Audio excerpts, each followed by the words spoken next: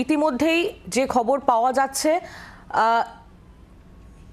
উপাচার্য নিয়োগে নতুন করে জটিলতা। নিয়োগের কমিটি নিয়ে ইউজিসির সুপারিশে একমত নয় রাজ্যের বিশেষজ্ঞ কমিটি। ইউজিসির খসড়া অনুযায়ী উপাচার্য নিয়োগে 3 জনের সার্চ কমিটি, 3 নয় 5 জন প্রতিনিধিকে নিয়ে হোক সার্চ কমিটি, এমনই মনে করছে রাজ্য সরকারি বিশেষজ্ঞ কমিটি। যে খবরের দিকে আমরা নজর রেখেছি, উপাচার্য নিয়োগে নতুন করে জটিলতা। নিয়োগের কমিটি নিয়ে ইউজিসির সুপারিশে একমত নয় বিশেষজ্ঞ কমিটি। ইউজিসির খসড়া অনুযায়ী উপাচার্য নিয়োগে 3 জনের সার্চ কমিটি, তবে 3 নয় 5 জন প্রতিনিধিকে নিয়ে সার্চ কমিটি হোক, এমনই মনে করছে রাজ্য সরকারের বিশেষজ্ঞ কমিটি। উপাচার্য নিয়োগে নতুন করে জটিলতা। নিয়োগের কমিটি নিয়ে ইউজিসির সুপারিশে একমত নয় রাজ্যের বিশেষজ্ঞ কমিটি।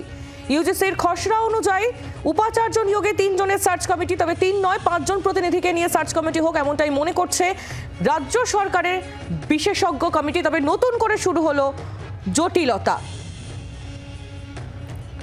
5 জনের কমিটিতে ইউজিসি, রাজ্যপালের প্রতিনিধি, বিশ্ববিদ্যালয়ের প্রতিনিধি, একই সঙ্গে থাকুক মুখ্যমন্ত্রীর প্রতিনিধি ও রাজ্যের প্রতিনিধি, এমনটাই মনে করছে রাজ্যের বিশেষজ্ঞ কমিটি।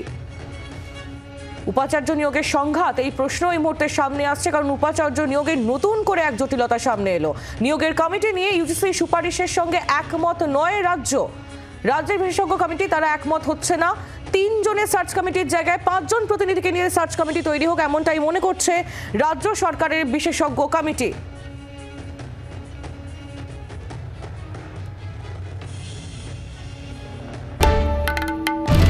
বাংলার আওয়াজ, বাঙালির আবেগ, জি 24 ঘন্টা।